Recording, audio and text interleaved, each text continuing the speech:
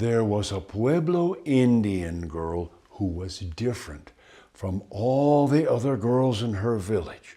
She was different because she had no interest in young men. If she was grinding corn in the evening and young men would come and stand outside the window and try to start a conversation, she wouldn't answer any of their questions. She would never go to the spring for water with groups of girls so that they could stop and talk to the groups of boys on the way back into the village. She went silently to the spring. She returned without talking to anyone. She never participated in any of the games or dances where young people would meet each other. Her parents didn't understand her. They wanted her to get married and give them grandchildren the way other young women her age were beginning to do. But they could not complain about her. She was a hard-working girl.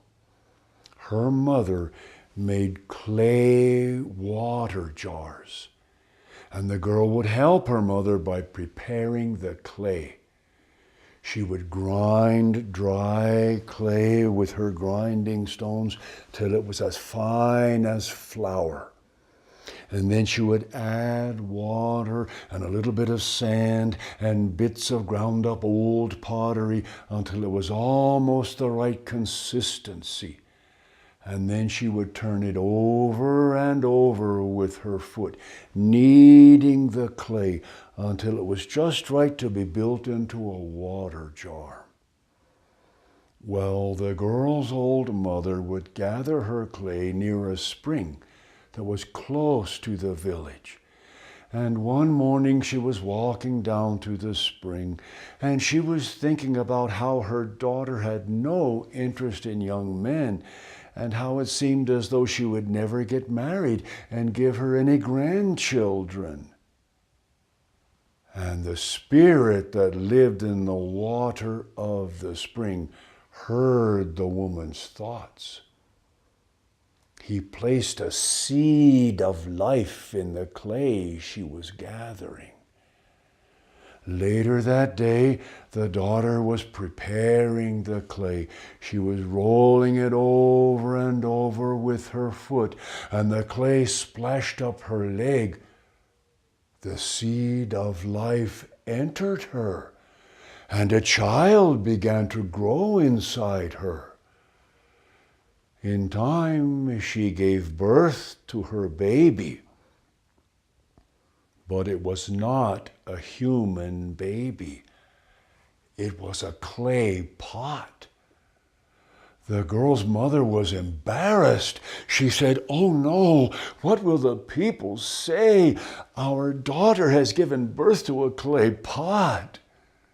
But when the girl's father returned home, he was happy. He said, "Good, now I will have a grandson to train in the ways of our people. We'll call him Claypot Boy." Claypot Boy didn't have any arms or any legs, but he had an opening at the top, and they fed him through that opening. He grew so fast that in just 20 days, he could join in the games with boys who were 10 or 12 years old. He didn't have any legs to run with, but he could roll along as fast as any of those boys could run. And they were happy to include him in their games. And then one evening in the fall of the year, as the grandfather sat telling Claypot Boy the stories of their people, a light snow began to fall. And Claypot Boy said, "Grandfather, take me rabbit hunting tomorrow. You've always told me that the best time to hunt rabbits is the morning after a light snow." His grandfather said to him, "You can't hunt rabbits. You don't have any arms to shoot a bow with." But Claypot Boy told his grandfather, "I could roll ahead and chase the rabbits from their hiding places. I'll drive them back towards you, and then you can shoot them." So the next morning, before the sun came up, Clay Pot Boy and his grandfather set out to hunt rabbits. Before long, they saw rabbit tracks in the fresh snow. Clay Pot Boy rolled away, following those rabbit tracks. He rolled up a hill and he started rolling down the other side. But as he rolled downhill, he began to gather more and more speed. And at the bottom of the hill, there was a large rock. He struck that rock and shattered into pieces. And then up from the broken chips of pottery stood a fine, handsome-looking young man. He touched his legs and his arms in surprise, and then he shrugged his shoulders and he ran off following the rabbit track. And he caught that rabbit. And then he picked up another trail and he caught another rabbit.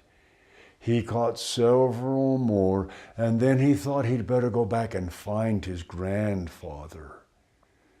He found the old man sitting on the rock, surrounded by the broken chips of pottery. He walked up to him and said, "Hello, grandfather." His grandfather didn't recognize him. He thought he was just a polite boy who was calling an old man grandfather. The grandfather said to him, "Have you seen my grandson? Have you seen the boy who looks like a clay pot?" Clay Pot Boy said, "No, I haven't seen anybody or anything except these rabbits." And he held up the rabbits he had caught. But then when his grandfather looked even sadder, he couldn't tease him anymore. He said, "Grandfather, I'm your grandson. I'm Clay Pot Boy." At first, his grandfather didn't believe him. But when Clay Pot Boy talked of all the things they had done together, then the old man knew this fine-looking young man was his grandson. They returned to the village and told the women of the family what had happened, and a good life began for them. But there was one thing that made Clay Pot Boy sad. He didn't have a father. Often he would say to his mother, "Please tell me, who is my father?" And his mother would say, "You don't have a father." Clay Pot Boy would insist, "I must have a father."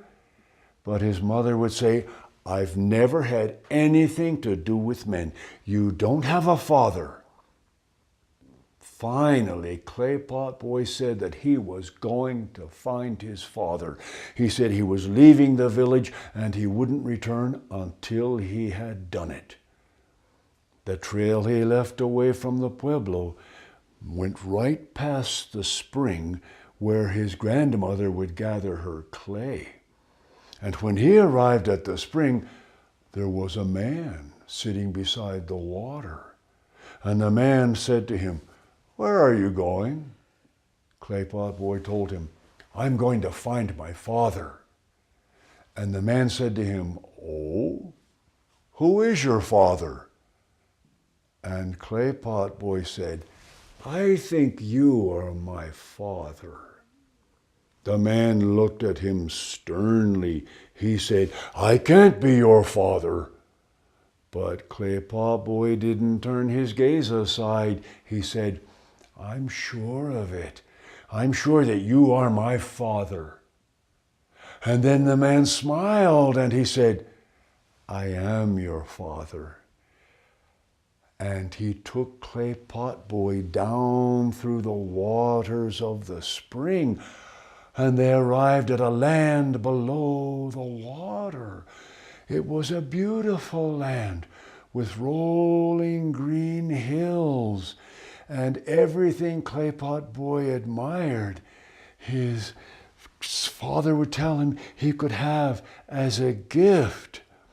And every time he saw a new wonder in that land, Clay Pot Boy would say, "Oh, I wish my mother could see this." Each time he said that, a strange look would come over his father's face. Finally, Clay Pot Boy said that he wanted to return to his own village. So his father took him back up through the waters of the spring. Clay Pot Boy returned home, and he received some very bad news. His mother had become very sick. They gave her every medicine and healing herb. They prayed over her, but she became sicker and sicker, and his mother died. And Clay Pot Boy said to himself, well, there's nothing left for me here. I'll go live with my father's people in the land below the water. He returned to the spring, and his father was waiting for him. They traveled down through the water again. And imagine Clay Pot Boy's surprise when they arrived in the land below the water, and his mother was there. His father explained to him that the land below the water was a spirit world, and to come to that world, his mother had had to die in the world up above. And then a truly happy life began for Clay Pot Boy and his father and mother.